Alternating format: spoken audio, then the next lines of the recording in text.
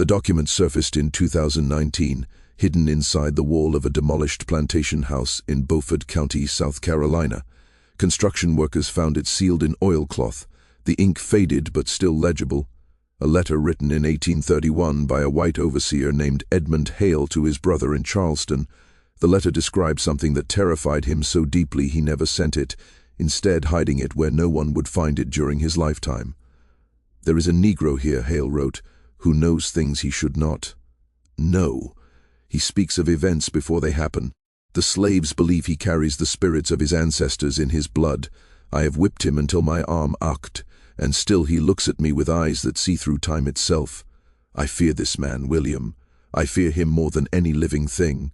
The Negro's name, according to plantation records cross-referenced with Hale's letter, was listed as Jim in the ledger. But that wasn't his real name.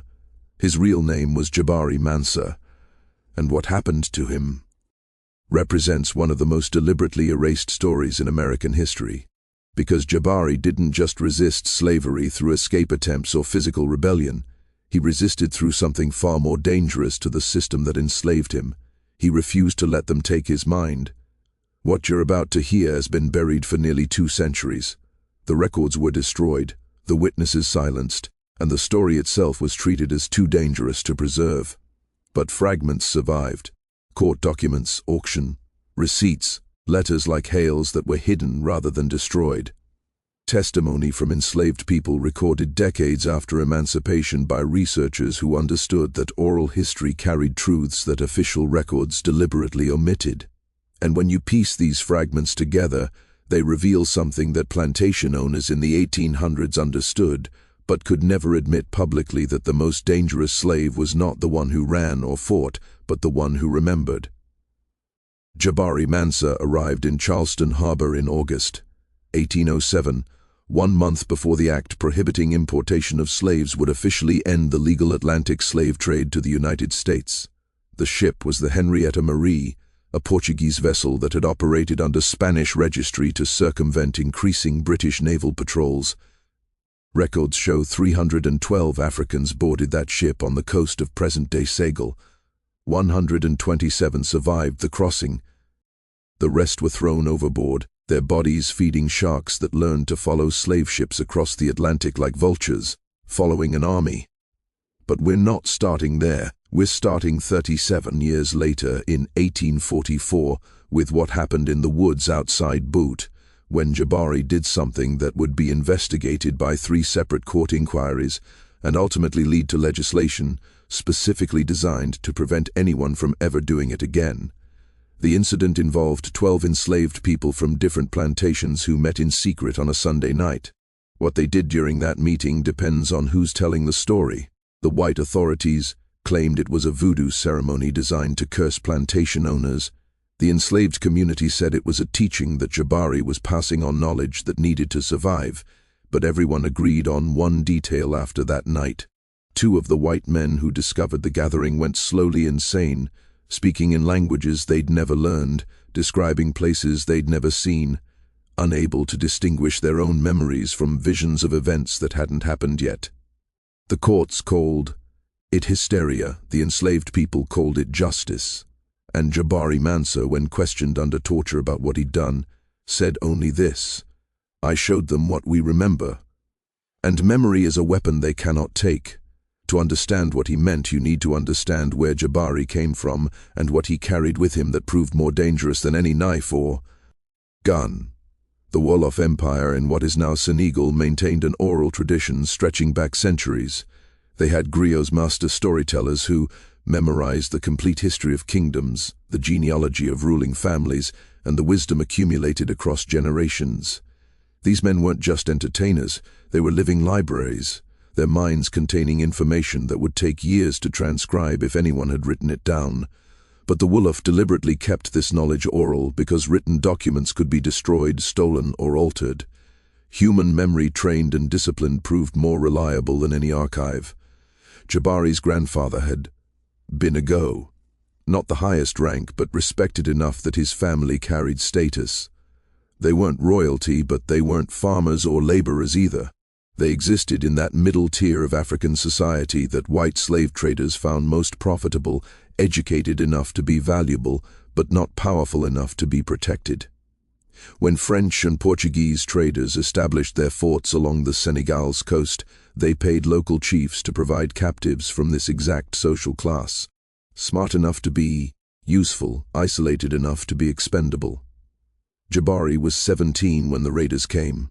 This wasn't a random attack or village raid. This was business. The local chief, whose name history has conveniently forgotten, had signed a contract to provide 50 young men to a Portuguese trader named Valentim da Silva. The contract specified ages between 15 and 25, physically healthy, no visible diseases or disabilities. Da Silva paid in textiles, rum and iron bars, the standard currency of the slave trade, and the chief's men selected their targets with the precision of people fulfilling a commercial order. They took Jabari during the dry season, when young men traveled to fishing villages near the coast to trade goods. There were 6 of them, all from families with some education or skill. The chief's men didn't capture random villagers, they captured future leaders, people who would have become teachers, administrators, merchants, people whose knowledge and intelligence could be converted into labor value on American plantations. The holding facility near the coast was a stone fortress the Portuguese had built specifically for processing human cargo. It wasn't a prison in the traditional sense, it was a warehouse. The captives were chained in large rooms, given minimal food and water, and kept alive just long enough to be transported to the ships waiting offshore. During those 3 weeks in the fortress, Jabari watched as the psychological destruction began before the physical journey even started. Some captives broke immediately, retreating into catatonic silence. Others became violent, attacking the guards, even though it meant immediate death. But most did what Jabari did. They observed, they memorized details. They tried to understand the system that had swallowed them so they might find some way to survive or explode. Oi to weakness. This wasn't heroic. It was practical. Warriors who didn't study their enemies died quickly. During those 3 weeks, Jabari met a man who changed his understanding of what resistance could mean. The man was older, perhaps 40. Anbar had been a go of much higher rank than Jabari's grandfather. His name was Boubacar, and he'd been captured, deliberately taken because a rival political faction had sold him to Portuguese traders to eliminate his influence. Boubacar understood something that Jabari at 17 hadn't fully grasped yet. They weren't just stealing people's bodies, they were attempting to erase cultures, languages, entire civilizations worth of accumulated knowledge. "Listen to me carefully," Boubacar said during one of the few moments when the guards weren't watching. "They will try to make you forget your name. They will try to take your language. They will beat you until you believe you are what they call you. But if you can keep your memories intact, if you can preserve what you know about who you were before they took you, you carry something they cannot destroy. Memory is not weakness. Memory is the only weapon that survives every torture." This wasn't a speech about hope or eventual freedom. Boubacar was too practical for that. He was teaching a specific survival technique, the preservation of identity through deliberate memory work. The way a Go memorizes thousands of lines of genealogy, Jabari would need to memorize everything about himself that the SL-AV system would try to erase. His family's lineage, the geography of his homeland, the stories his grandfather had told him, the taste of foods he'd eaten, the sound of his mother's voice, the specific way sunlight looked at dawn. Over the Senegal River. "They will take your freedom," Boubacar continued. "They will take your body, but your mind remains your own until you surrender it. And if enough of us refuse to surrender, if we keep remembering and teaching what we remember, they cannot fully win. They can enslave us, but they cannot erase us." 3 days later, Boubacar died. The official cause was listed as dysentery, but the other captives knew better. He'd simply stopped fighting to survive, his body giving up, even though his mind remained clear until the end. Before he died, he made Jabari promise something specific. "Remember everything, not just your own story, but mine. My name was Boubacar Dio, son of Madu Dio, Griot of the Wolof court. I was born in 1767 during the reign of," and he recited his complete lineage going back 7 generations. Jabari memorized every word. When the Henrietta Marie departed the African coast with its cargo of 312 captives, Jabari carried something in his mind that the ship's captain, Antonio Fernandez, would never know existed. He carried complete genealogical records of 2 Wolof families, oral histories of Senegalese kingdoms, and the systematic knowledge of how to preserve memory under conditions designed to destroy it. This knowledge proved far more dangerous to American slavery than any weapon. The Middle Passage was exactly what you've read about in every account of the slave trade. Systematic horror designed to maximize the number of surviving bodies while minimizing the cost of transport. Jabari was chained in the cargo hold for 11 weeks, his movement so restricted that muscles atrophied. The ship's surgeon, a man named Dr. Henrik Costa, kept detailed logs of the crossing. These logs survived and were later acquired by abolitionist researchers. They make for disturbing reading, not because of any explicit description of violence, but because of their clinical detachment. Day 23. 5 Negroes died overnight, likely from dysentery, threw bodies overboard at dawn. Day 30. Storm damage to forward cargo hold. Water contamination affecting approximately 40 Negroes. Expect mortality increase.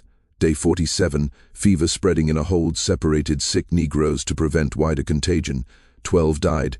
Day 66. Food stores adequate. Water stores low but sufficient for estimated arrival date. What these logs don't record is what happened in the minds of the people chained in that darkness. The psychological destruction that comes from sustained sensory deprivation, the smell of death and waste, the sounds of people losing their sanity, the knowledge that you're being transported to something worse than this hell. But Jabari had Boubacar's teaching. During those 11 weeks, while his body weakened nearly to death, his mind aged in an act of defiant preservation. He recited everything he'd memorized, every name in his family lineage, every story his grandfather had told him, every geographical detail of his homeland. When he finished his own memories, he recited Boubacar's lineage, the one he'd memorized before the old Go died. When he finished that, he began memorizing new things, the faces of people chained near him, the patterns of the ship's daily routines, the specific phrases the Portuguese crew used when bringing food or inspecting cargo. This wasn't optimism. It was technique. He was deliberately exercising his mind the way an athlete exercises muscles, keeping it functional despite conditions designed to destroy cognition. Other captives noticed what Jabari was doing. A woman chained near him, whose name he would later learn was Aminata, asked him why he was whispering constantly. When he explained, she understood immediately. She'd been a merchant's daughter, educated in calculation and record-keeping. She began her own memory work, reciting prices and trade routes and customer names from her father's business. Then, she taught these to Jabari, and he taught her his genealogies without discussing it explicitly.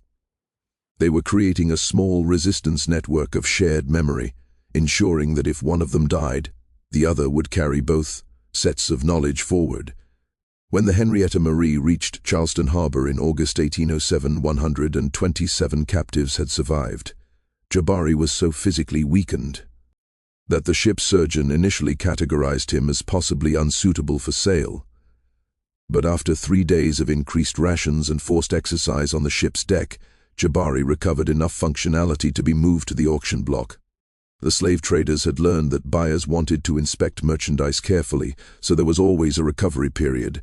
Between arrival and sale, time for the cargo to regain enough strength to be presented as viable labor. The auction happened at Ryan's Mart on Chalmers Street in Charleston. The building still stands, now a museum, but in 1807 it was one of the busiest slave markets on the Atlantic coast. The procedure was efficient and thoroughly documented. Each captive was assigned a lot number, examined by potential buyers, and sold to the highest bidder. The examinations were dehumanizing in ways that historical accounts often sanitize. White men inspected teeth, felt muscles, examined genitals, looking for any sign of disease or defect that might reduce value. Jabari was purchased by a rice plantation owner named Marcus Whitfield for $720, which was slightly above average price for a young male field slave. Whitfield owned a large plantation on the coast near Beaufort, where rice cultivation required extensive labor in conditions that killed enslaved people at horrifying rates. The flooded rice fields bred malaria and yellow fever. The work was physically devastating, and the isolation of these coastal plantations meant overseers' less scrutiny than on properties near towns. The plantation records still exist, housed in the South Carolina Historical Society. They show Jabari's arrival, listed as Negro Jim, purchased Charleston, August 187, assigned to fieldwork, no known skills. That entry represents everything wrong with how slavery attempted to document human beings. Jabari arrived with 17 years of education in oral tradition, the equivalent of a university-level training in his grandfather's field. He spoke 3 languages. He could recite historical chronicles that would fill volumes if transcribed. But to Marcus Whitfield, he was just Negro Jim. No known skills. What happened next? The way Jabari began his specific form of resistance started not with a dramatic action, but with a quiet choice during his first week on the Whitfield plantation. The overseer, a man named Thomas Brennan, was explaining work, assignments through a combination of demonstration and violence. He didn't speak any African languages, and none of the newly arrived Africans spoke English. So he communicated through beating anyone who failed to immediately understand what was required. This was standard practice, the breaking period where new slaves learned their place through systematic brutality. On the 3rd day, Brennan was demonstrating how to plant rice seedlings in the flooded fields. He showed the motion once, then shoved an African captive into the water and beat him with a wooden rod until the man attempted to replicate the action. When it was Jabari's turn, he performed the motion perfectly on the first try, having observed carefully what Brennan wanted. This should have satisfied the overseer. Instead, it unsettled him. The look in Jabari's eyes suggested understanding that went beyond simple imitation. It suggested intelligence actively learning, not a beast being trained through repetition. "You watching me, boy?" Brennan said, though Jabari couldn't understand the English words yet. "You think you're smart?" Jabari maintained eye contact, which was itself an act of defiance. Enslaved people were supposed to lower their eyes when white men addressed them, but Jabari had been taught by his grandfather that a man who lowers his eyes has already surrendered his dignity. So he looked directly at Brennan, his expression neutral, giving away nothing but refusing to perform the submission that was expected. Brennan struck him across the face. Jabari didn't flinch or cry out. He simply continued to maintain eye contact. Brennan struck him again harder. Jabari's expression didn't change. This confrontation continued for perhaps 30 seconds before Brennan realized he was losing something more important than physical dominance. The other enslaved people were watching. If he continued beating a man who refused to show pain or submission, he would demonstrate that violence had limits, that some things couldn't be beaten out of people. So Brennan made a strategic retreat, ordering Jabari back to work, and making a mental note that this particular African needed special watching. That evening, Brennan wrote in his daily log, "New Negro from Charleston auction shows defiant character. Recommends strict discipline to prevent influence on other slaves." This entry would be the first of dozens documenting the overseer's growing fear of a man who worked as required but somehow maintained an inner world that the amount of violence could reach. That night, chained in the slave quarters, Jabari began teaching. He spoke softly in Wolof to the other African-born captives nearby. Not all of them understood his language, but several did, and to those who understood, he explained what Boubacar had taught him. They would try to take everything: your name, your language, your sense of who you were before they captured you. But memory was territory they couldn't fully occupy. If you deliberately remembered and taught what you remembered to others, you created spaces of resistance that existed entirely in the mind. "My name is Jabari Mansa," he said, "son of Wolof Mansa, grandson of Ford Mansa, who was a go of the Wolof people. I was born in," and he recited his complete lineage the same way he'd been practicing during the Middle Passage. Then he recited Boubacar's lineage. Then he asked each person there to tell him their real names, where they came from, and anything they remembered about their families. And he memorized every word. This was how it started, not with an escape attempt or a violent rebellion, but with the systematic preservation of identity through shared memory.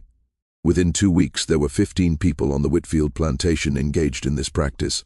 They would work in the rice fields during the day, performing the brutal labor required, but at night they recited their histories to each other, creating a collective archive of African identity that existed only in their minds. Marcus Whitfield had no idea this was happening. Neither did Brennan. They saw slaves who obeyed commands and performed their work. They didn't see the nightly gatherings where people spoke in African languages, preserving knowledge that the plantation system assumed would die with the first generation of African-born captives. They didn't understand that resistance could take forms that looked nothing like rebellion, and they definitely didn't anticipate what would happen when Jabari started teaching the children. The Whitfield plantation had approximately 80 enslaved people, including children born there to African mothers and American-born fathers. These children grew up speaking English as their primary language, Christianity as their only religion, and plantation life as the only reality they knew. From the white perspective, second-generation slaves were ideal. They had no direct memory of Africa, no alternative cultural framework, and could be shaped entirely by the plantation system.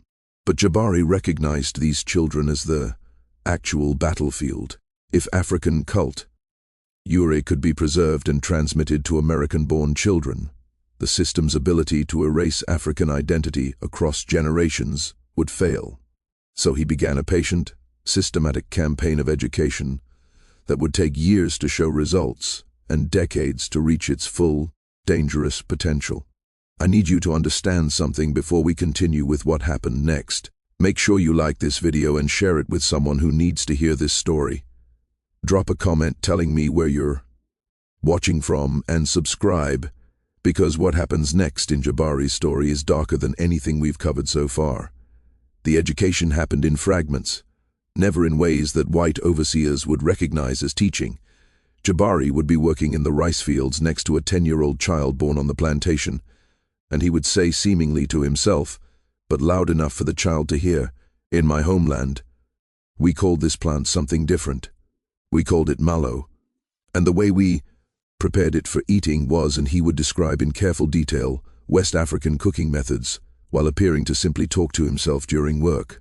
Or he would be walking past the children's quarters in the evening and pause to tell a story, framing it as entertainment. "Let me tell you about a warrior named Sundiata," he would say, and then recite the epic of the Mali Empire's founder, a story his grandfather had taught him. To white observers, if they noticed at all, it looked like an old African telling fairy tales. To the children listening, it was something far more powerful evidence that there was a world and a history beyond the plantation, that their ancestors had been something other than slaves. The plantation system had a fatal flaw built into its foundation.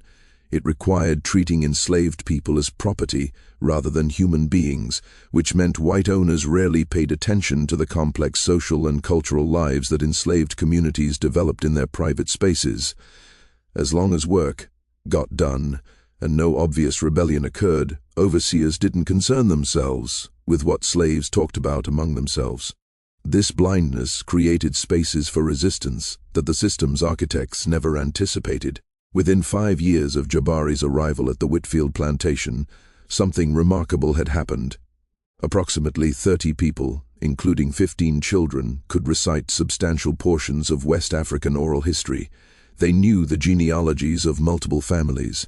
They could speak basic phrases in Wolof, Mandinka and Fulani languages that most of them had never heard before.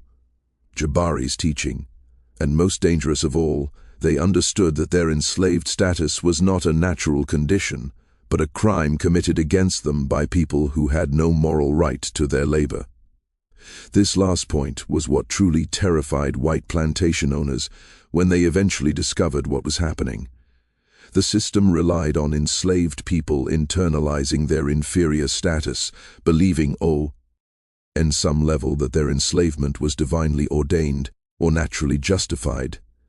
Education that explicitly taught otherwise was more dangerous than any weapon, because it undermined the psychological foundation that made mass enslavement possible with relatively minimal physical force. Marcus Whitfield didn't notice the change at first, but Thomas Brennan, who spent every day directly supervising fieldwork, began to sense something shifting in the plantation's social dynamics. The slaves were performing their work adequately, but there was a quality to their obedience that felt different, less defeated, more like people choosing to cooperate temporarily rather than people who'd accepted their permanent status. He couldn't articulate this observation clearly enough to report it to Whitfield. It was more intuition than evidence, but it made him nervous.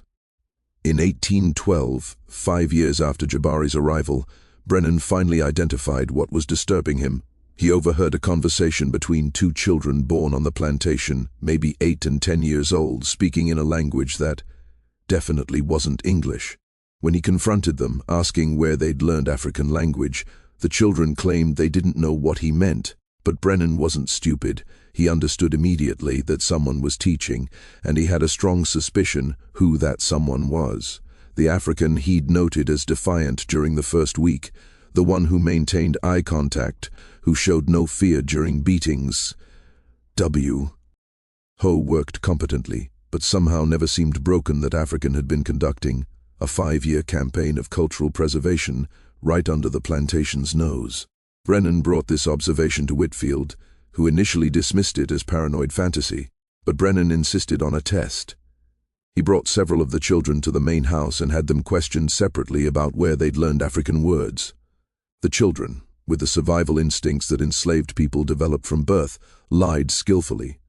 They claimed they'd heard their mothers singing songs in African languages they didn't understand, that they were just repeating sounds without meaning, that they had no idea what the words meant.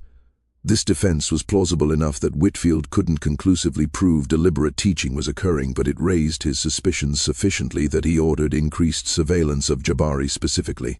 For the next 2 months, Brennan watched Jabari constantly. He assigned him to isolated work details to separate him from other slaves. He moved his sleeping quarters to a different building. He implemented rules prohibiting conversation during work hours. None of it made a difference. The teaching had already taken root. 30 people had memorized what Jabari taught them, and they continued teaching each other even when Jabari couldn't directly participate. The network had become self-sustaining. This was Jabari's real genius as a resistance organizer. He hadn't created a system that depended on his personal leadership. He taught a method that others could practice independently. Every person who learned his memory techniques became a teacher capable of preserving and transmitting knowledge.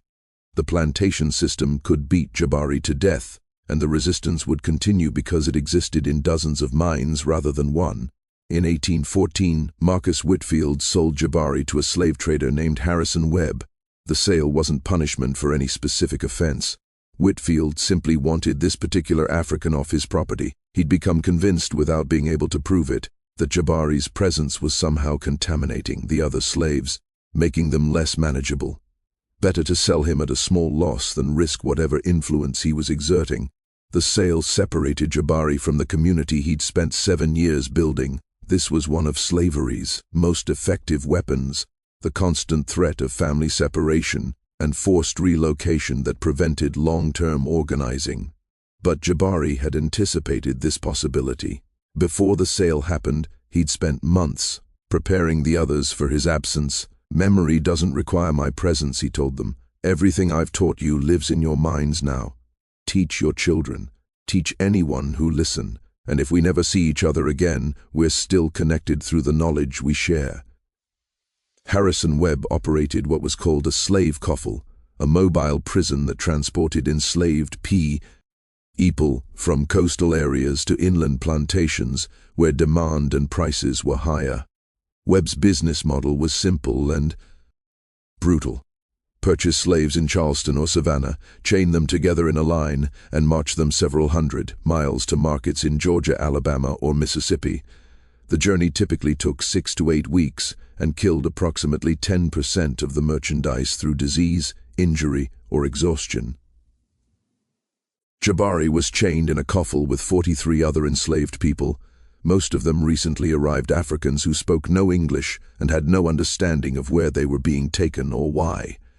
The march began in Charleston and headed west toward Alabama, following routes that deliberately avoided major towns where abolitionists might try to interfere. Webb's method was to move the coff primarily at night. rest during the day in isolated camps, and keep everyone chained except during brief exercise periods. During this 2-month journey, Jabari conducted what might be the most remarkable act of his resistance campaign. He systematically memorized the story of every person in that coffle, 43 people's names, origins, families, skills, and memories. He created a mental archive of 43 African identities that the slave system intended to erase, and he began teaching them his memory preservation techniques during the evening rest periods when Webb allowed minimal conversation. Most of these people would die on Alabama cotton plantations within a decade. Their bodies would be worked to death and buried in unmarked graves. Their names would be forgotten. Their families would never know what happened to them, and history would record them as nothing but inventory losses in plantation ledgers. But for 2 months in 1814, they had someone who listened to their stories and remembered, someone who treated them as complete human beings with histories worth preserving. And many of them learned enough of Jabari's techniques to carry that practice forward, creating small networks of resistance on whatever plantations they ended up. The coffle reached Montgomery, Alabama in October 1814. Webb sold most of his merchandise at an auction there, but Jabari and 7 others were transported an additional 100 miles to a cotton plantation owned by a man named Samuel Crawford. Crawford's plantation was large, even by Alabama standards. Nearly 3,000 acres worked by over 200 enslaved people. The scale was staggering. This wasn't a farm, it was an industrial operation that processed human beings into cotton with mechanical efficiency. The conditions on Crawford's plantation were noticeably worse than what Jabari had experienced at Whitfield's rice operation. Cotton cultivation required year-round labor. During planting season, enslaved people worked 16-hour days preparing fields and planting seeds. During growing season, they maintained fields through constant weeding and pest control. During harvest, they picked cotton from dawn until they literally collapsed from exhaustion, with daily quotas that increased every year as overseers developed more efficient exploitation techniques. And during processing season, they ginned and baled cotton in conditions that permanently damaged lungs from cotton fiber inhalation. The plantation's overseer was a man named Jacob Reeves, and he ran the operation with a level of systematic violence that made Thomas Brennan look gentle by comparison.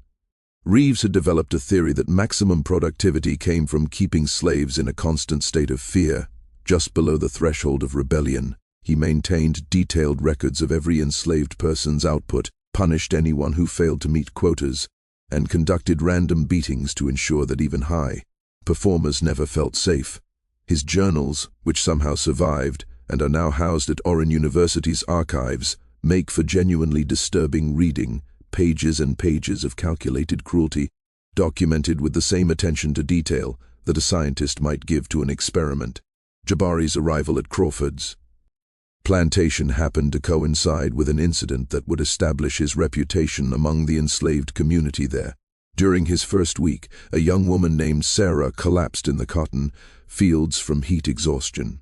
Reeves's response was to have her dragged to the side of the field and beaten for malingering, a standard punishment designed to discourage other slaves from attempting to avoid work through fake illness.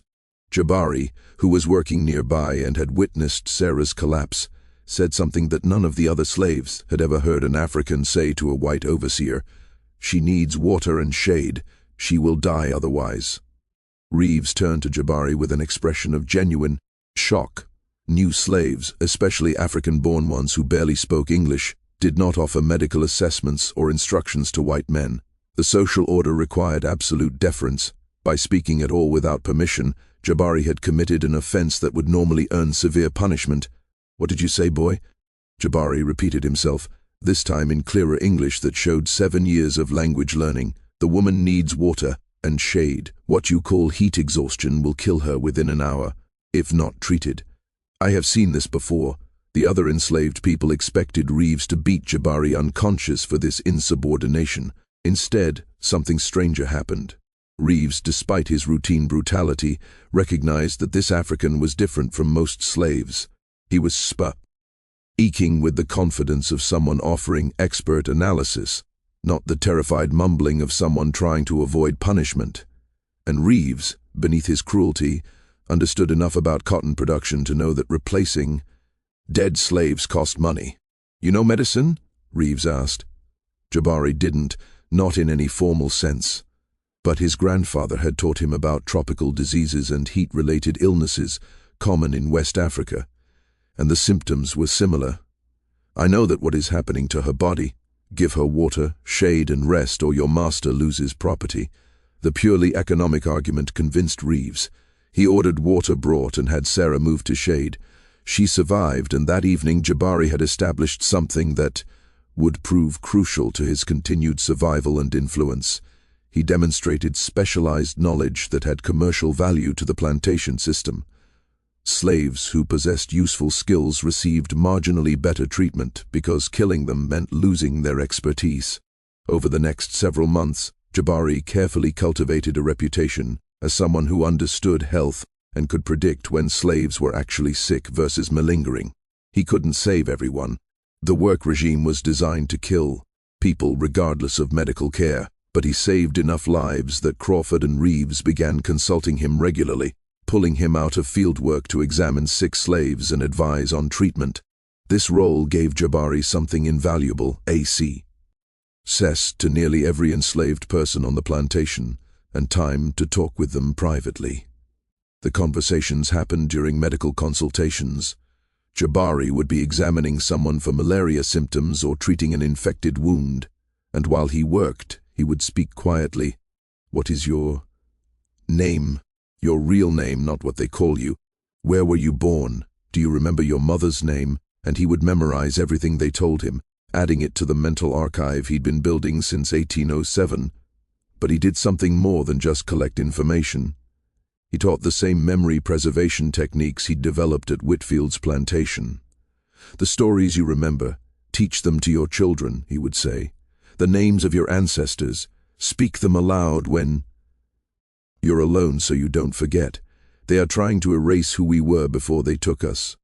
Don't let them succeed." By 1820, Jabari had been on Crawford's plantation for 6 years and had created another network of cultural preservation involving at least 50 people.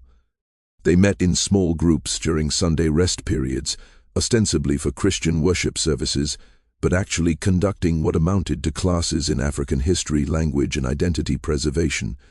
The cover was nearly perfect. White plantation owners actively encouraged slave Christianity, believing it made people more docile. They never considered that enslaved people might use religious gatherings to maintain precisely the kind of cultural knowledge that Christianity was supposed to replace. But Samuel Crawford was more observant than Marcus Whitfield had been. In 1821, he noticed something that troubled him deeply. The older African-born slaves on his plantation seemed to be teaching something to the younger American-born slaves. He couldn't quite identify what was being taught, but he noticed that children who'd grown up speaking only English were suddenly using African words. That enslaved people who should have been thoroughly broken by the system showed signs of not exactly rebellion, but something more subtle, pride maybe, or just the absence of the complete psychological defeat that efficient plantation management required. Crawford didn't connect this observation directly to Jabari. The plantation had over 200 enslaved people, and tracking the influence patterns of any single individual was nearly impossible. But he did recognize that something needed to change. So in 1822, he implemented a new rule: no gatherings of more than 5 slaves outside of supervised work details, no private conversations during Sunday services, and random inspections of slave quarters to ensure nothing forbidden was being kept or taught. These measures slowed Jabari's teaching, but didn't stop it. The network simply adapted, meeting in smaller groups, teaching more carefully, developing coded language for discussing African history that sounded like Christian theology to white observers. The kingdom of our fathers meant West. African empires. The crossing meant the Middle Passage. The time before captivity meant pre-slavery African life. White overseers heard what they expected. Slaves discussing biblical kingdoms and spiritual journeys while completely missing that actual history and geography were being preserved. In 1825, something happened that would eventually lead to the incident in 1844 that we started with. a Methodist minister named Reverend Thomas Whitmore began conducting missionary work among enslaved people on plantations throughout the region. Whitmore was a complicated figure. He genuinely believed slavery was divinely ordained, but also believed that enslaved people had souls that required Christian salvation. So he traveled from plantation to plantation, conducting services, teaching Bible verses, and trying to ensure that slaves received proper religious instruction. Whitmore's visits to Crawford's plantation created an opportunity that Jabari immediately recognized. Here was a white man who actively wanted to teach enslaved people to read, specifically to read the Bible. Whitmore conducted literacy classes for any slaves their owners would permit to attend, believing that direct access to Scripture was essential for genuine conversion. Samuel Crawford, who was himself a devout Methodist, allowed approximately 20 slaves to participate in these classes, including Jabari. This decision would prove to be one of the most catastrophically wrong judgments Crawford ever made. Jabari learned to read with the focus of someone who understood this skill's revolutionary potential. The plantation system deliberately kept enslaved people illiterate because literacy enabled forgery of traveling passes, access to abolitionist literature, and the ability to learn about slave rebellions in other states. A slave who could read was a slave who could educate himself about the world beyond the plantation and potentially organize others more effectively.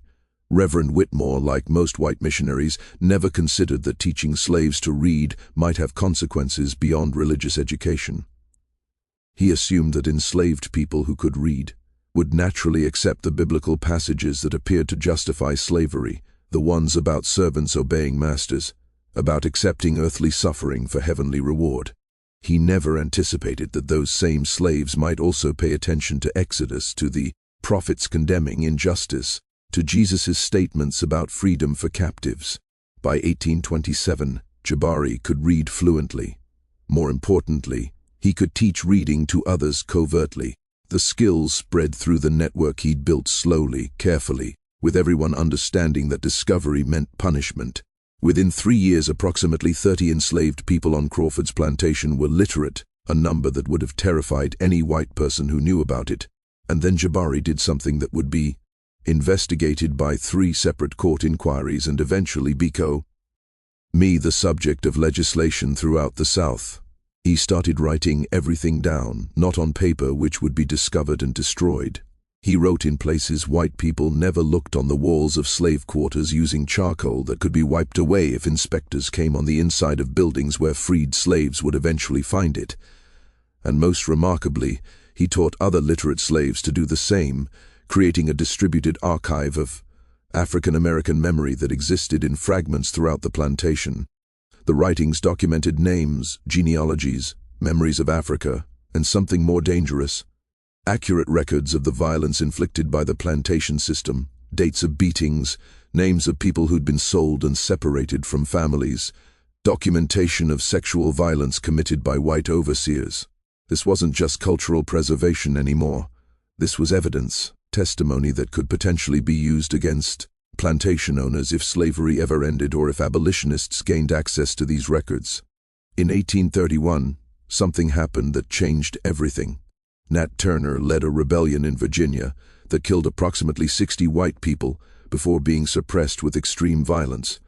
The rebellion terrified white Southerners throughout the region because it demonstrated that enslaved people could organize, plan, and execute coordinated violence despite the surveillance system designed to prevent exactly that. The response was predictable, harsher laws, increased surveillance, and systematic campaigns to eliminate any education or organizing among enslaved populations. One of the new laws prohibited teaching slaves to read or write under any circumstances. Reverend Whitmore's literacy classes were immediately banned. Any enslaved person found with written materials faced severe punishment, and plantation owners began conducting thorough searches of slave quarters to ensure nothing forbidden was being kept. During one of these searches in 1832, an overseer at Crawford's plantation found writing on the wall of a storage building. It was in English, which meant someone literate had written it, and the content was devastating. A list of names, dates, and descriptions of punishments inflicted over several years. evidence of systematic violence documented by people who'd been told they were property incapable of sophisticated thought. The investigation that followed was extensive and brutal. Every enslaved person on the plantation was questioned under torture about who'd written the documentation. Several people died during these interrogations without revealing anything useful. The white authorities were convinced this had to be the work of an outside agitator, possibly an abolitionist who'd infiltrated the plantation, because they couldn't conceive that enslaved people might organize something this sophisticated independently. But Samuel Crawford had a suspicion. He remembered the African who demonstrated medical knowledge, who'd learned to read with unusual speed, who somehow seemed to be at the center of social networks among the enslaved population. He ordered Jabari brought to the main house for questioning. What happened during that interrogation was documented in court records from the subsequent legal proceedings. Crawford, along with Jacob Reeves and 2 other white witnesses, spent 3 hours trying to get Jabari to confess to writing the forbidden documentation. They used every interrogation technique available: beatings, threats, psychological pressure, and Jabari's response was the same thing he'd been doing since 1807, he remembered. During the interrogation, when Crawford demanded to know who had written the forbidden documentation, Jabari looked at him with the same direct eye contact that had disturbed Thomas Brennan 20 years earlier and said something that the court records preserved verbatim because everyone present found it so unsettling. "I wrote nothing, but I remember everything. Every name of every person you've brutalized, every date of every beating, every child torn from their mother's arms and sold, every woman raped by your overseers, every man worked to death in your fields. I carry all of it here." And he pointed to his head. "You can destroy paper. You can burn books, but you cannot burn memory. And memory is a weapon you will never take from us." The room went silent. What disturbed Crawford and the others wasn't defiance. They'd dealt with defiant slaves before. What disturbed them was the implication of what Jabari was claiming. If he'd actually memorized years' worth of detailed records, dates, names, specific incidents, then he possessed something far more dangerous than written documentation. He was a living archive that couldn't be destroyed without killing him. And even then, he'd clearly taught his methods to others. Jacob Reeves, who'd been present during the interrogation, later wrote in his personal journal, "The Negro speaks with a clarity that suggests genuine recall rather than fabrication. If what he claims is true, if he and others like him have systematically memorized records of plantation operations, then we face a threat unlike any rebellion. These are witnesses who will testify against us if abolition ever comes. They are building a case in their minds that will condemn us." Crawford's response was to sell Jabari immediately, not as punishment, but as removal of a problem too complex to solve. If Jabari was teaching memory techniques to other slaves, then killing him wouldn't stop the spread, but removing him from the plantation might contain the damage. So in 1832, Jabari was sold to a slave trader named Richard Moss, who transported him to South Carolina. This was Jabari's 3rd forced relocation, and he was now in his early 42 old for an enslaved field worker. Most enslaved men who survived to 40 had accumulated enough injuries and health problems from brutal labor that their commercial value decreased significantly. But Jabari's medical knowledge and his reputation for being intelligent, even if disturbingly so, meant he still commanded decent prices from buyers looking for skilled slaves rather than field hands. The plantation he ended up on was owned by a man named George Bellamy, located about 20 miles outside Beaufort. Bellamy ran a smaller operation than Crawford's, only about 60 enslaved people working on mixed crops, but he had a particular interest in what he called Negro management theory. Bellamy believed that the most efficient plantations weren't those with the most brutal overseers, but those that understood slave psychology and manipulated it scientifically. When Bellamy purchased Jabari, he'd been explicitly told that this particular slave had been sold for being too intelligent and potentially corrupting other Negroes with seditious ideas. Most buyers would have avoided such a purchase. Bellamy was fascinated by it. He wanted to understand what made certain slaves mentally resistant to the psychological breaking that slavery required. So he brought Jabari to his plantation, not primarily for labor, but as a kind of study subject. The dynamic that developed between Bellamy and Jabari over the next several years was genuinely bizarre. Bellamy would have Jabari brought to the main house several times per week for conversations where he would ask questions about African culture, slave psychology, and resistance techniques. Bellamy framed these conversations as academic inquiry. He was writing what he hoped would be a comprehensive manual on plantation management based on scientific understanding of Negro behavior. Jabari recognized these conversations as an opportunity. He began teaching Bellamy deliberately false information mixed with enough truth to seem credible. He would explain that African-born slaves were naturally incapable of complex planning, that they responded best to consistent routine and moderate discipline, that second-generation slaves who'd been properly Christianized showed no interest in African culture. All of this was calculated to make Bellamy believed that the threat of slave intelligence and organization was overblown, that proper management techniques could eliminate any risk. Meanwhile, Jabari was conducting his actual work among the enslaved community on Bellamy's plantation. Within 6 months, he'd established the same network he'd built on previous plantations: systematic teaching of memory preservation, African cultural education, and the creation of living archives of enslaved people's identities and experiences. But he added something new, something he'd been developing since his interrogation at Crawford's plantation. He began teaching people how to weaponize their memories. The technique was sophisticated and drew on practices his grandfather had taught him about go training. A properly trained griot could recite information in ways that affected listeners psychologically using rhythm, repetition, and emoticon resonance to make stories memorable and impactful. Jabari adapted these techniques for a specific purpose: teaching enslaved people to remember trauma so completely, so vividly that they could describe it in ways that would psychologically devastate white listeners. This wasn't about accuracy of facts, though that mattered. This was about emotional truth, teaching people to access and articulate their suffering in ways that forced listeners to confront the full human cost of slavery.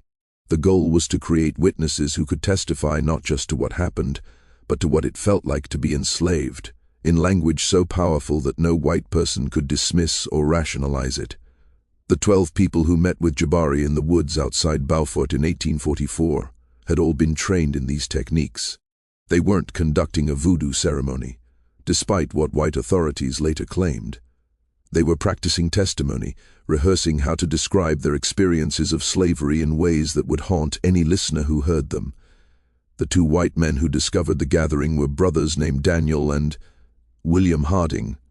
They'd been hunting in the woods and heard voices speaking in what they initially thought was an African language. Curious, they approached quietly to investigate. What they witnessed was Jabari leading what appeared to be some kind of ritual where each person stood and recited their life story in vivid, emotionally devastating detail. The court records from the subsequent investigation include testimony from Daniel Harding describing what he heard. The Negroes spoke about their enslavement with a precision and emotional force that seemed unnatural. One woman described being separated from her children with such detail, the specific sounds they made when crying, the feeling of her breasts still full of milk days after they took her babies, the nightmares she still had decades later that I found myself physically ill listening. Another man described the Middle Passage in language so vivid that I could smell the ship's hold, hear the chains rattling, feel the terror. It was as if they were forcing their suffering directly into my mind. What disturbed the Harding brothers most wasn't the content of these testimonies, troubling as that was. What disturbed them was the effect. After listening for perhaps 20 minutes before revealing their presence, both men reported experiencing vivid intrusive thoughts about the experiences they'd heard described. Daniel Harding testified that for weeks afterward, he would suddenly find himself experiencing fragments of memories that weren't his sensations of being chained in darkness, emotional states of grief over lost children, phantom pain from beatings he'd never received. William Harding's experience was more severe. According to multiple witnesses, he began speaking in African languages he'd never learned, describing places he'd never seen, and experiencing what a doctor later diagnosed as Negro delusions, believing himself to be an enslaved African rather than a free white man. His condition deteriorated over several months until he required institutionalization. The white community's response to this incident was immediate panic. If enslaved people had developed some kind of psychological technique that could affect white people's minds that could transmit trauma through mere description, then the entire foundation of slavery was threatened. The system depended on white people being able to inflict and witness suffering without experiencing empathy or psychological consequences. If that barrier could be broken, if slaves could make their owners feel what slavery actually meant, the moral sustainability of the institution would collapse. 3 separate investigations were launched. The first was a local inquiry by the Beaufort County Sheriff to determine whether Jabari and the others had used some kind of African witchcraft or poison to affect the Harding brothers. This investigation included testimony from multiple witnesses, but ultimately concluded that no physical substances or supernatural forces were involved. The second investigation was conducted by the South Carolina Medical Society, which examined William Harding and tried to understand his condition. Their report, which still exists in the Society's archives, is remarkable for its honesty about what they found. The patient exhibits symptoms consistent with having experienced traumatic events he could not have personally lived through. He describes enslavement with the specificity of direct experience despite being born free. We can identify no medical explanation for this transfer of memory or trauma. The only hypothesis that accounts for observed symptoms is that extended exposure to detailed descriptions of suffering can create psychological impressions that mimic actual experience. The third investigation was conducted by the state legislature, which convened a special committee to assess whether new laws were needed to prevent whatever Jabari had done. This committee heard testimony from plantation owners throughout the region, consulted with ministers and doctors, and ultimately produced a report that recommended sweeping changes to how enslaved people were managed. The report's key finding was buried in the middle of a long document, but it was devastating in its implications. We conclude that the teaching of memory techniques to slaves, combined with their systematic documentation of plantation operations and their development of methods for vividly describing their experiences, represents a threat to public order that requires immediate legislative action. If enslaved populations can preserve detailed records of their treatment and transmit these records through oral tradition, they create evidence that could be used against slaveholders in the event of abolition or federal intervention. More immediately, if slaves can affect white citizens psychologically through sufficiently vivid description of their suffering, they possess a weapon that conventional plantation management cannot neutralize. The legislation that followed, passed in South Carolina in 1845 and adopted in modified form by several other southern states, included provisions that specifically targeted the kind of resistance Jabari had pioneered. It prohibited teaching enslaved people any memory techniques or mnemonic systems. It made it illegal for more than 3 slaves to meet privately without white supervision. It required plantation owners to rotate slave populations regularly to prevent the formation of long-term communities where knowledge could be preserved across generations. And most tellingly, it mandated the separation or sale of any enslaved person identified as possessing unusual intelligence or capability for organized resistance. George Bellamy, whose plantation had been the site of the 1844 incident, faced significant social pressure from other plantation owners. They viewed him as having been dangerously naive in allowing Jabari extended contact with other slaves and access to the kind of freedom that enabled organizing. The expectation was that Bellamy would make an example of Jabari, a public execution, or at minimum a punishment severe enough to terrify any other enslaved people considering similar resistance. But Bellamy did something that surprised everyone. He refused to have Jabari killed. His reasoning, preserved in a letter to his brother, revealed something important about how certain white people understood the threat Jabari represented. If we kill him, we make him a martyr and confirm that his methods are powerful enough to frighten us.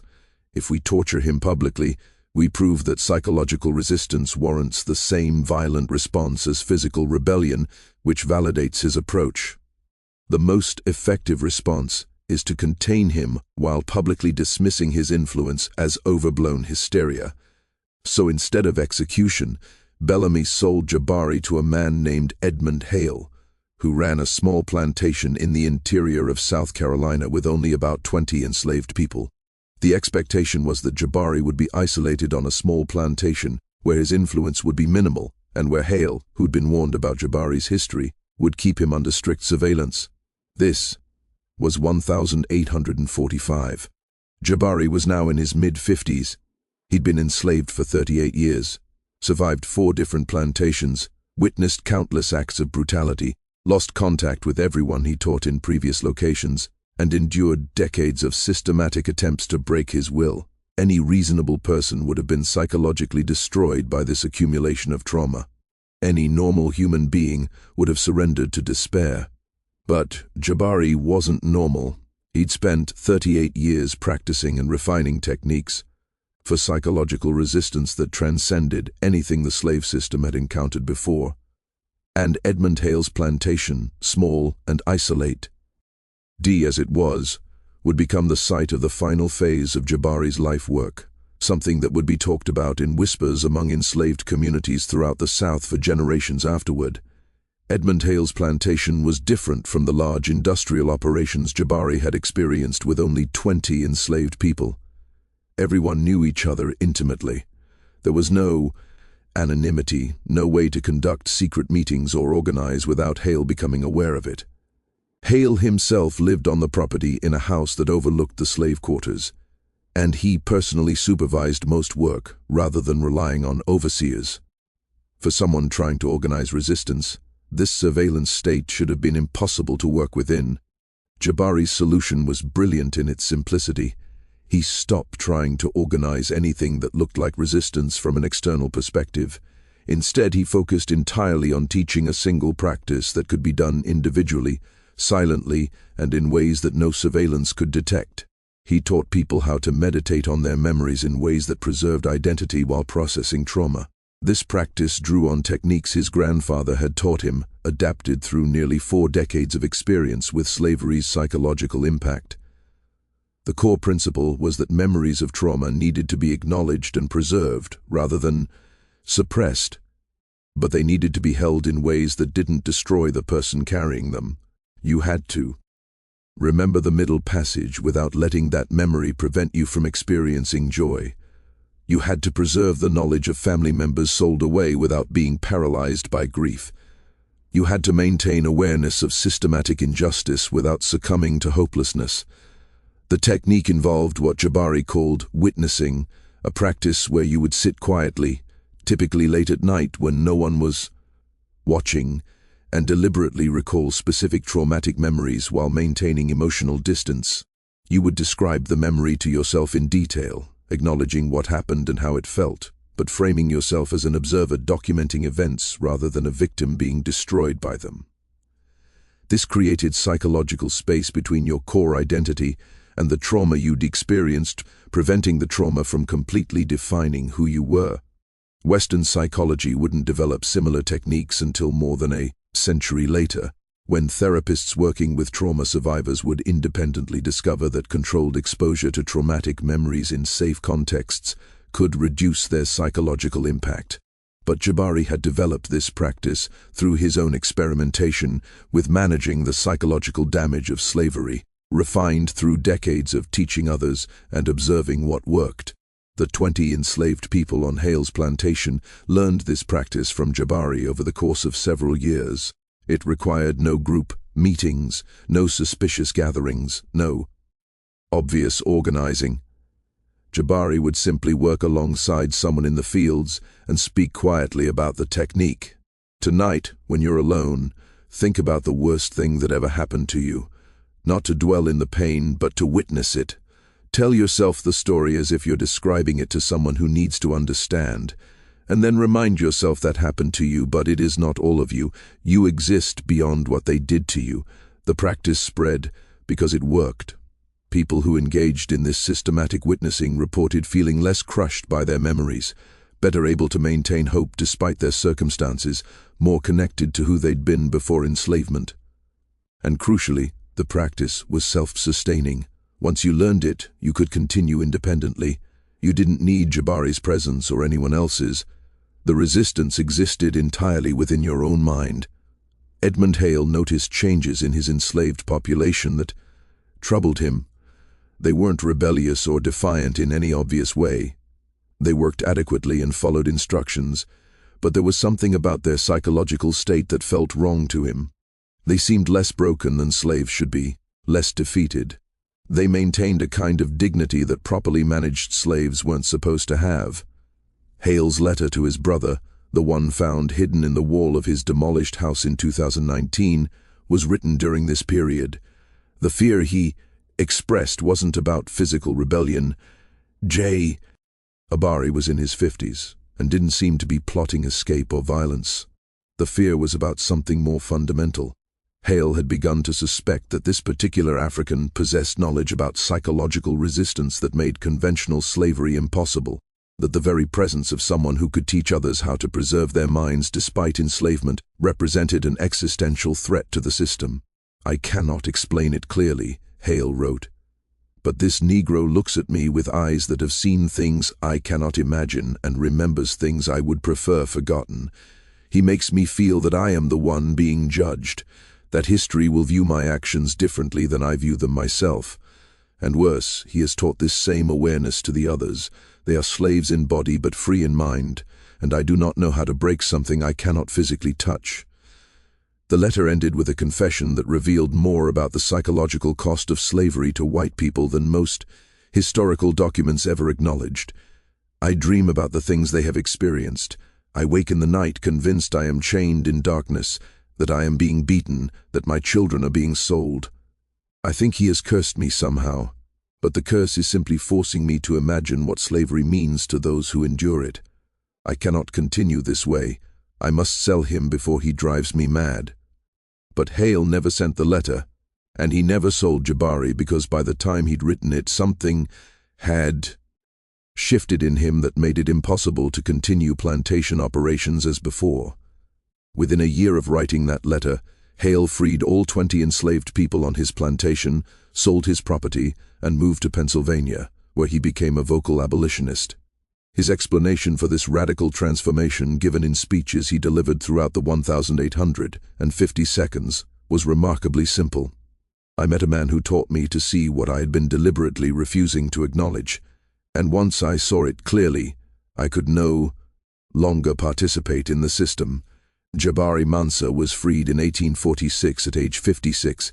He was one of approximately 20,000 free black people living in South Carolina at that time, navigating a society that viewed their existence as dangerous and their freedom as provisional. Free black people in the antebellum South faced constant surveillance, restrictions on travel and assembly, and the ever-present threat of being kidnapped and sold back into slavery if they couldn't prove their free status.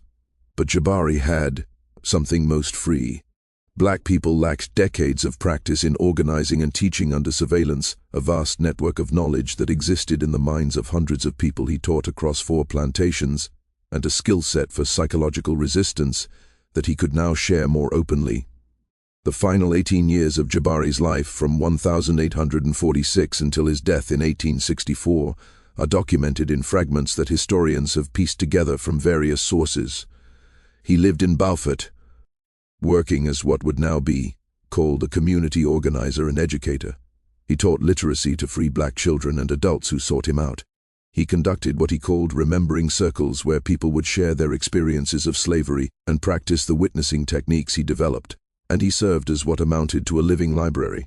Anyone who wanted to know about African culture, about their family history, or about the realities of slavery that white historians were already beginning to sanitize could come to Jabari and learn. More importantly, he trained others to continue his work. By the time of his death in 1864, months before the Civil War ended slavery throughout the United States, Jabari had created a network of approximately 200 people across 3 states who practiced his memory preservation techniques and who taught them to others. These people became the foundation for what would eventually evolve into the oral history tradition that kept African American experiences alive, despite systematic attempts to erase them from official records. Jabari Mansa died on the 15th of March 1864 in a small house in Beaufort, South Carolina, surrounded by people he'd taught. The cause of death was recorded as pneumonia, but several witnesses later said he'd simply decided it was time to stop. He'd lived 57 years as an enslaved person and 18 years as a free man. He'd survived the Middle Passage, 4 different plantations, countless beatings, and decades of systematic attempts to break his mind. And in the end, he died with something that most enslaved people never got: the certainty that his life's work would outlast his body. The funeral was attended by nearly 300 people, a gathering large enough that local authorities considered breaking it up as a potential security threat. Free black assemblies of that size were illegal in South Carolina, but the local sheriff made a calculated decision not to intervene. The war was clearly ending, slavery's days were numbered, and creating martyrs at this point seemed counterproductive, so the funeral proceeded, and what happened during that gathering would be remembered and repeated in black communities throughout the South for the next century. 17 different people stood and recited portions of what Jabari had taught them, not speeches or eulogies in the traditional sense. They recited genealogies, the complete family histories of enslaved people that Jabari had memorized and preserved, names going back generations, origins in specific African regions, cultural practices that had been maintained despite slavery's attempts to erase them. Each recitation took 10 to 15 minutes, and collectively they represented something unprecedented, a public demonstration that enslaved people's histories had not been lost, that the cultural genocide slavery intended had failed, that witnesses existed who would testify to what had been stolen. A woman named Charlotte, who'd been freed 2 years earlier, stood and recited the names of 47 people who'd been sold from George Bellamy's plantation between 1832 and 1845. She spoke each name clearly, gave the date of their sale, described where they'd been taken, if that information was known, and listed family members they'd been separated from. The recitation took 20 minutes. When she finished, she said simply, "Jabari taught me to remember these people so they would not disappear from history. They were here, they existed, and we bear witness." A man named Isaac, who'd learned to read through Jabari's teaching, read from a document he'd written, a detailed account of punishments inflicted on Crawford's plantation in Alabama over a 15-year period, names of people who'd been whipped, dates of the beatings, descriptions of injuries. He'd compiled this document based on what Jabari had taught him and what he'd remembered himself, and he announced that copies of this testimony would be preserved and eventually delivered to federal authorities investigating slavery's conditions. One after another, people demonstrated what Jabari had created, a systematic archive of slavery's realities, preserved in human memory and now being transferred to written records that could survive permanently. This wasn't celebration or mourning in the conventional sense. This was documentation, evidence presented publicly for the first time because the people carrying it finally felt safe enough to speak. The local white community's response to this funeral tells you everything about why Jabari's story had to be erased. Several people who attended wrote letters to relatives or kept diary entries describing what they'd witnessed. These documents, scattered across various historical archives, revealed genuine terror at what they'd seen. A plantation owner named Robert Hutchinson wrote to his brother, "They have been keeping records, detailed, accurate records of everything that has been done to them. Names, dates, specific incidents. If this information reaches Northern authorities or is published in abolitionist newspapers, every slaveholder in the South could face criminal prosecution. More immediately, if this is what one African accomplished through teaching memory techniques, we must confront the possibility that hundreds or thousands of enslaved people possess similar knowledge. We have been documenting our own crimes without realizing our victims were doing the same." A Methodist minister named Reverend James Sullivan, who'd attended the funeral out of curiosity, wrote in his diary, "I witnessed something today that shook my understanding of what we have done." These people spoke about their enslavement with a precision and detail that made clear they have been conscious witnesses to their own oppression, not the unthinking laborers we convinced ourselves they were. And the African who taught them this witnessing, who spent decades training people to remember and testify, has created something we have no defense against. Truth preserved beyond our ability to suppress it. Within 2 weeks of Jabari's funeral, a coordinated campaign began to suppress any discussion of what had happened there. Local newspapers that had initially reported on the funeral were asked to print corrections, suggesting the crowd had been smaller and the testimonies less detailed than initially reported. Ministers were instructed not to discuss the incident from their pulpits, and most tellingly, plantation records throughout the region began to be systematically destroyed. Ledgers that documented punishments, sales, and operational details were burned or lost in ways that suggested deliberate elimination of evidence. This suppression campaign extended beyond South Carolina. In Alabama, when authorities learned that enslaved people trained by Jabari had been documenting plantation operations, multiple properties experienced mysterious fires that destroyed their record-keeping buildings. In Georgia, several free black people, who'd been known to practice Jabari's memory preservation techniques, were arrested on fabricated charges and forcibly relocated to areas where they had no existing community connections. The goal wasn't just to prevent prosecution of individual plantation owners. The goal was to erase evidence that enslaved people had maintained consciousness throughout their bondage, had been witnesses rather than victims, had preserved testimony that could be used against the entire system. Because if that evidence became public, if Northern abolitionists and federal authorities gained access to the kind of detailed accounts that Jabari had taught people to preserve, the South's defense of slavery as a benign institution that enslaved people, accepted as natural, would collapse completely. But here's what the people trying to suppress this story didn't understand. You can't erase something that exists in hundreds of minds scattered across multiple states. You can burn documents, you can silence individual witnesses, but you can't destroy knowledge that's been distributed through a network designed specifically to survive exactly this kind of suppression attempt. The memory preservation network Jabari created continued functioning after his death, and it evolved in ways that even he probably didn't anticipate. During Reconstruction, when formerly enslaved people began testifying before federal authorities about slavery's conditions, an unusual number of witnesses from South Carolina, Alabama, and Georgia provided testimony that was remarkably detailed and consistent.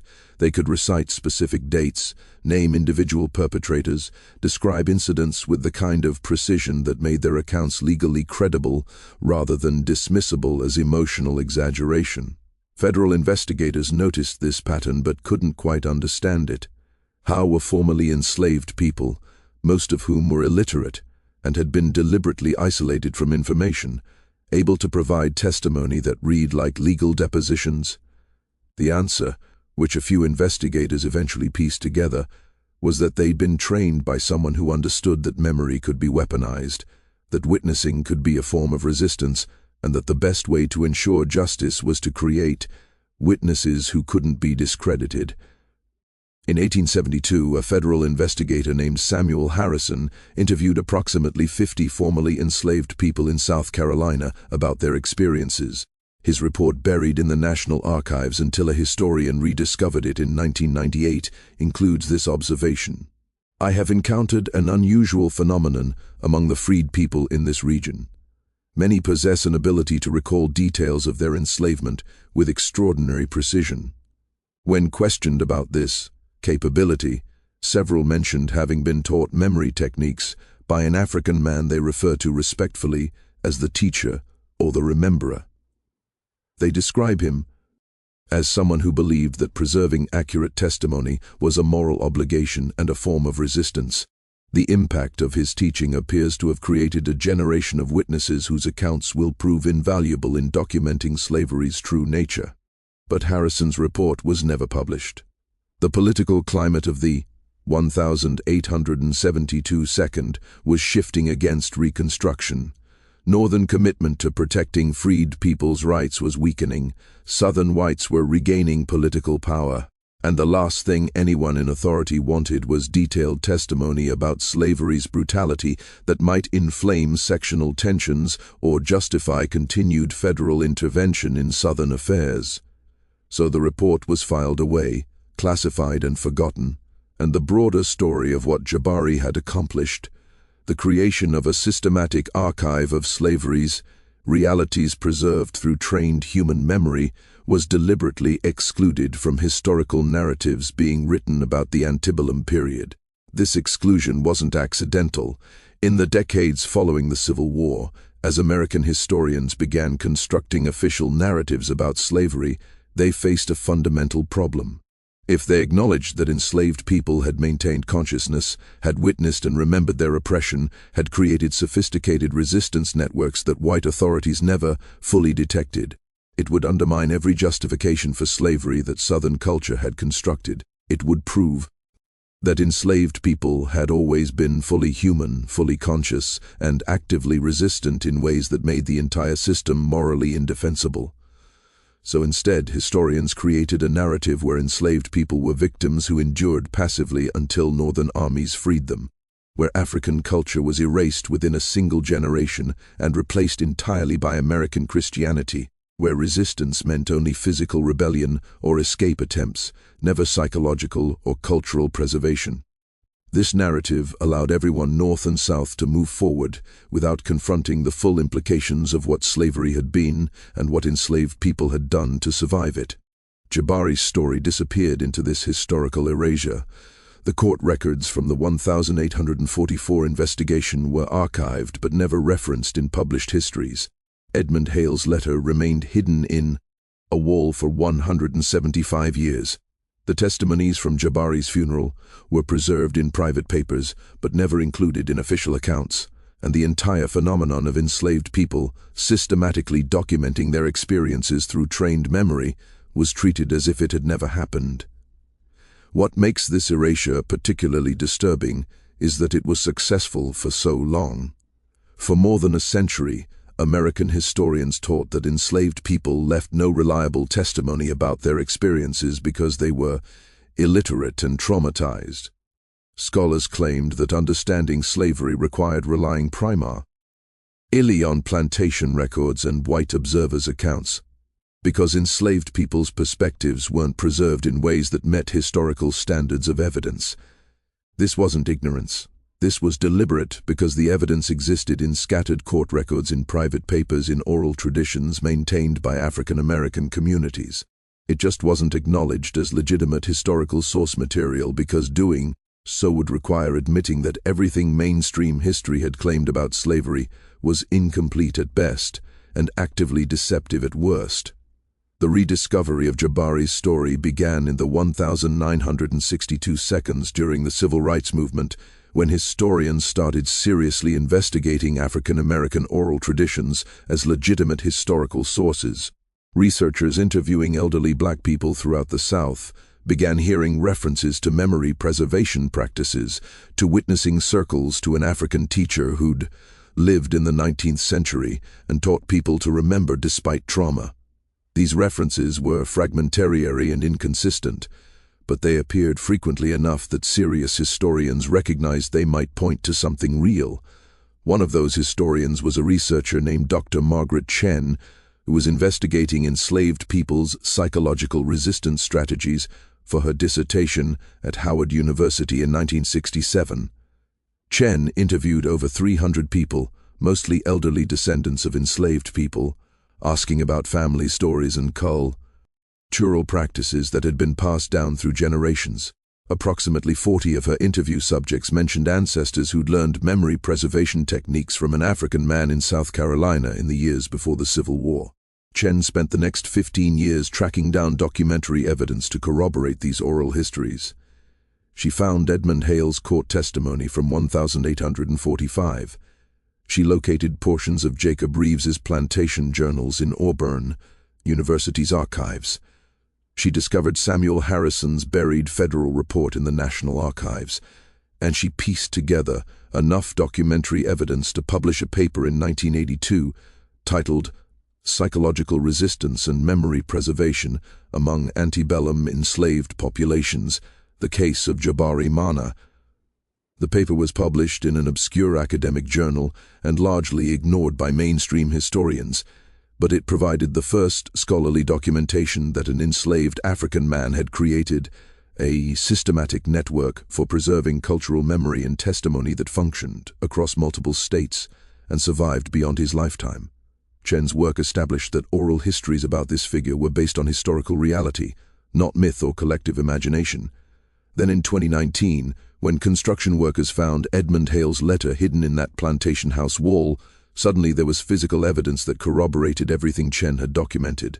A white plantation owner writing in 1831, describing an enslaved African who possessed knowledge about psychological resistance that terrified him, who could affect white people's minds through the power of preserved memory and vivid testimony, who represented a threat that conventional plantation management couldn't neutralize. The letter's discovery sparked renewed interest in Jabari's story. Historians began searching for additional documentation, and what they found was evidence of a massive coordinated suppression campaign: destroyed records, buried reports, oral histories that were collected but never published, testimony that was recorded but deliberately excluded from historical narratives. Why was this suppression so thorough? Why was Jabari's story considered so dangerous that it needed to be erased even after slavery ended, even after the Civil War, even after Reconstruction failed and white supremacy was legally re-established throughout the South? The answer reveals something essential about American memory and historical narrative. Jabari's story proved that enslaved people were conscious witnesses who preserved detailed testimony about their experiences. It proved that psychological and cultural resistance was more sophisticated and effective than physical rebellion. It proved that the official narrative of slavery, that it was a tragic but ultimately benign institution, where most enslaved people were treated adequately, and many even preferred slavery to freedom, was a deliberate lie constructed by people who needed to justify the UN. Justifiable. Most dangerous of all, Jabari's story proved that memory itself could be a weapon, that people who preserved accurate testimony about oppression created evidence that would eventually be used against their oppressors, that witnessing was a form of resistance that no amount of violence could fully suppress, and that the erasure of uncomfortable history required constant active suppression because the truth kept surviving in oral traditions, in hidden documents, in the minds of people who refused to forget. This is why the story you're hearing right now was buried for nearly 2 centuries, not because the evidence didn't exist, not because historians didn't know about it, but because acknowledging it would require confronting truths that American culture has spent centuries trying to avoid. That slavery wasn't an unfortunate system that everyone participated in passively, that enslaved people weren't victims without agency, that psychological resistance was more dangerous to slavery than any physical rebellion, and that the official histories we've been taught are incomplete by design, constructed to protect certain narratives about American identity that can't survive contact with preserved testimony from the people who were enslaved. Vintage Lensper exists to excavate exactly these kinds of buried stories, the ones that were hidden not through neglect, but through deliberate suppression, the ones that reveal uncomfortable truths about systems we'd prefer to believe. Were less brutal, less calculated, less successful at what they intended to accomplish. Jabari Mansa's legacy isn't just that he survived slavery or that he taught people to preserve their identities. His legacy is that he created a methodology for resistance that transcended his individual life, that functioned across generations, that proved memory could be weaponized in ways that violence never fully defeated. Every person he taught became a living archive. Every technique he shared became a tool that others could use and adapt. Every genealogy he memorized, every testimony he helped people preserve, every witnessing circle he conducted created evidence that survived to testify against the system that enslaved him. And the hundreds of people who learned from Jabari passed those techniques to their children and grandchildren, who passed them to their descendants, creating chains of memory preservation that extended into the 20th century and beyond. The oral history tradition in African American communities, the specific ways that Black families preserve and transmit stories about ancestors, the practice of witnessing that became central to civil rights movement testimony. All of these carry traces of what Jabari systematized in the 1800s. You can see his influence in the detailed testimony that formerly enslaved people provided to WPA interviewers in the 1,930 seconds, 70 years after emancipation, still able to recall specific incidents with remarkable precision. You can see it in the way civil rights activists trained each other to document police brutality and systemic oppression with the kind of detail that made their testimony legally credible. You can see it in the contemporary movement to preserve oral histories of police violence, mass incarceration, and systemic racism. People understanding that official records are incomplete and that witness testimony preserved through community networks provides truth that institutions try to suppress. The technique Jabari pioneered systematic memory preservation as resistance witnessing as a form of testimony. The deliberate documentation of oppression by the people experiencing it has become central to how marginalized communities preserve their own histories in the face of official narratives that exclude or sanitize their experiences. Every time someone records police violence on their phone, they're practicing a form of what Jabari taught. Every time a community creates oral history projects to preserve testimony that official records omit, they're continuing his work. Every time someone refuses to forget trauma because forgetting would mean letting perpetrators escape accountability, they're using memory as the weapon Jabari said it could be. But here's what you need to understand about why this story still matters in 2025.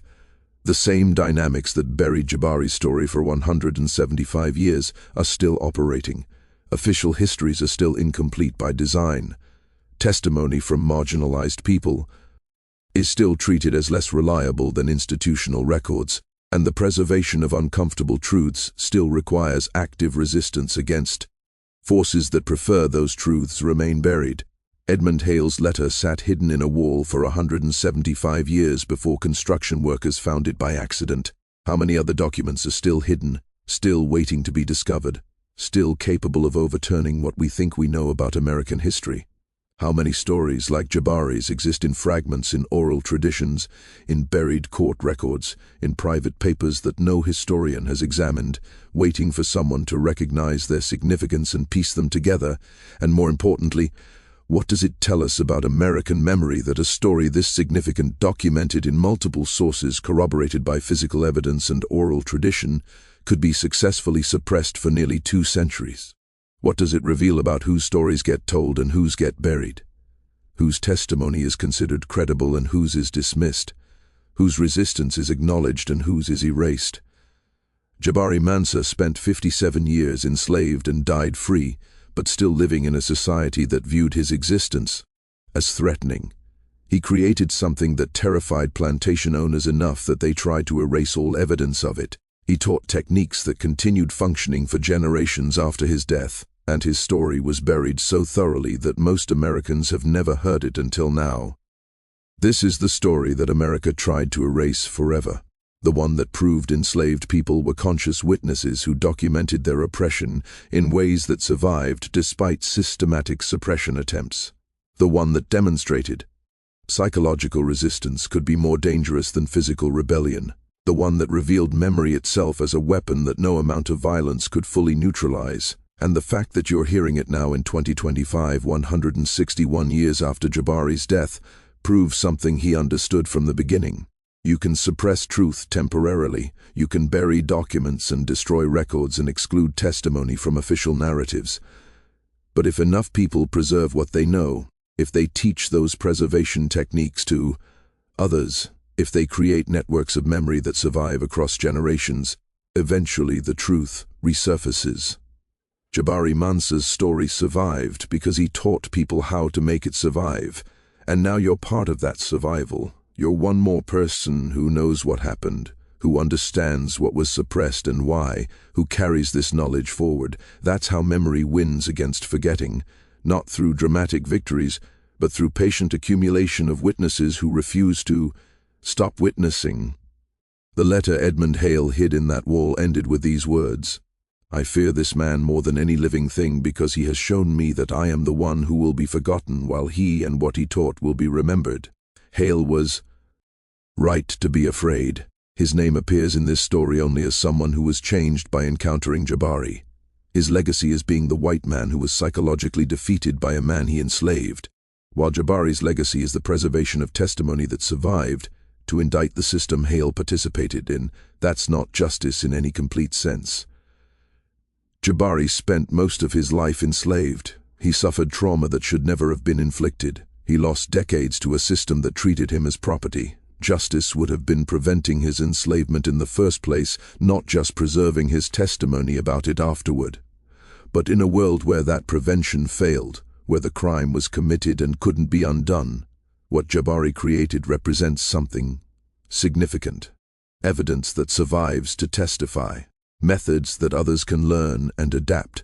Proof that consciousness and memory can't be fully destroyed, even by systems designed specifically to destroy them.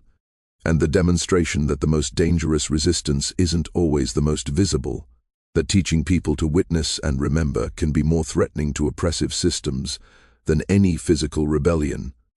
That's the story America tried to erase. That's the truth that was buried in walls and archived. Reports and oral traditions that mainstream historians ignored for 175 years. And that's why it matters that you're hearing it now, that you know what happened, that you understand what was suppressed and what survived.